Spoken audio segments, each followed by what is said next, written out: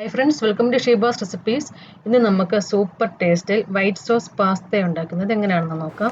ആദ്യമേ നമുക്ക് ഈ പാസ്ത ഒന്ന് വേവിച്ചെടുക്കണം. 200 ഗ്രാം മക്രോണി പാസ്ത ഞാൻ എടുത്തേക്കുന്നത്. 250 ml കപ്പിൽ 2 കപ്പ് നിറച്ചുണ്ട്. അപ്പോൾ വെള്ളം ഇപ്പോൾ തിളച്ചിട്ടുണ്ട്.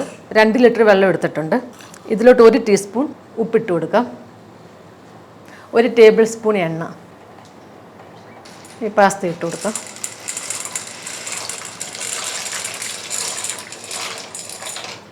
ഒന്ന് വേവിച്ചെടുക്കാം. ഹൈ ഫ്ലെയിമിൽ ഒരു 5-6 മിനിറ്റ് നേരമൊക്കെ വേണ്ടി വരും ഇത് വേവാൻ.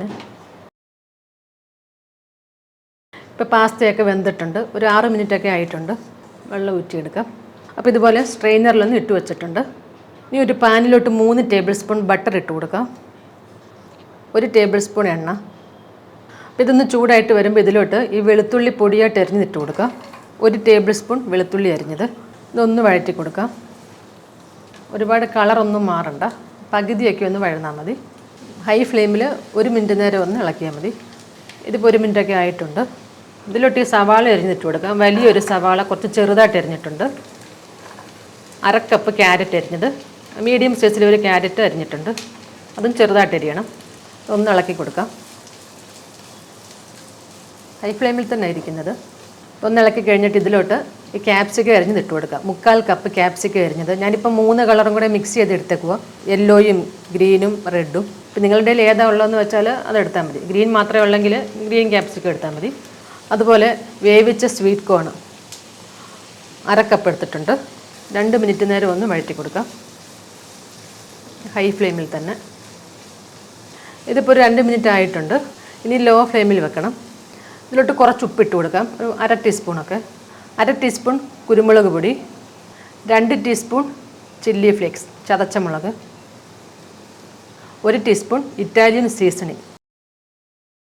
മീഡിയം ഫ്ലെയിമിൽ 1 മിനിറ്റ് നേരം ഒന്ന് ഇളക്കാം. 1 മിനിറ്റ് ആയിട്ടുണ്ട്. ഇതിലോട്ട് ഇനി വേവിച്ച് വെച്ചേക്കുന്ന പാസ്ത ചേർത്ത് കൊടുക്കാം.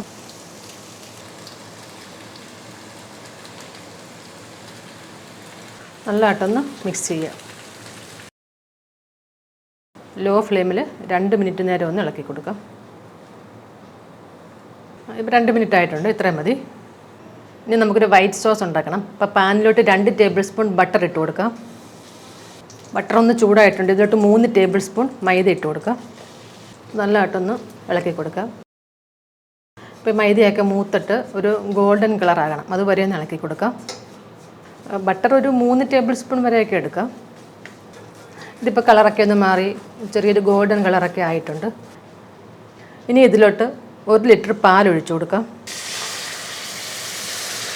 ആദ്യമേ കുറച്ചൊഴിക്കാം, എന്നിട്ട് ഒന്ന് ഇളക്കി കൊടുക്കാം.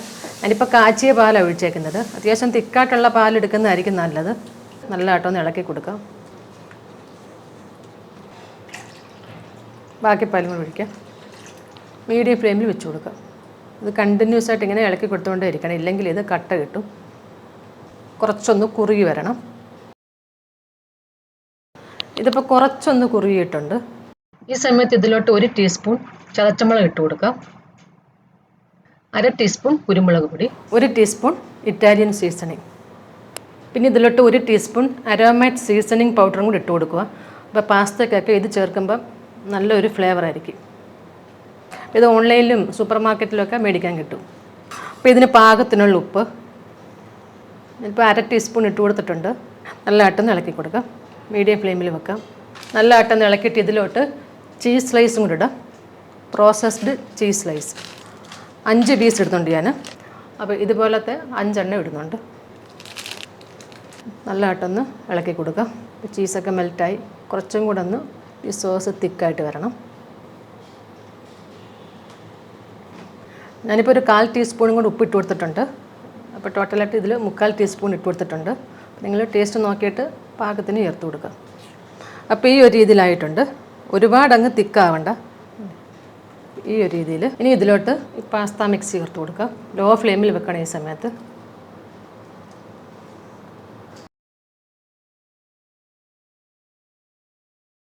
ലോ ഫ്ലെയിമിൽ തന്നെ നല്ലതായിട്ടൊന്ന് ഇളക്കി കൊടുക്കുക. ഇനി ഇത് ലോ ഫ്ലെയിമിൽ 3 മിനിറ്റ് നേരം ഒന്ന് ഇളക്കി കൊടുക്കാം. ചെറുതായിട്ടൊന്ന് കുക്കാവട്ടെ. അപ്പം നിങ്ങൾ ഈ സമയത്ത് ഉപ്പ് നോക്കാം, വേണമെന്നുണ്ടെങ്കിൽ ചേർത്ത് കൊടുക്കണം.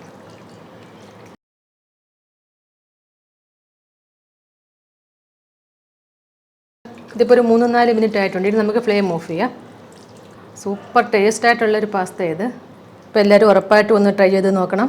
വീഡിയോ ഇഷ്ടമായെങ്കിൽ ലൈക്ക് ചെയ്യാനും ഷെയർ ചെയ്യാനൊന്നും മറക്കരുത്. പിന്നെ നിങ്ങളുടെ കമൻസും ഒക്കെ അറിയിക്കണേ. താങ്ക്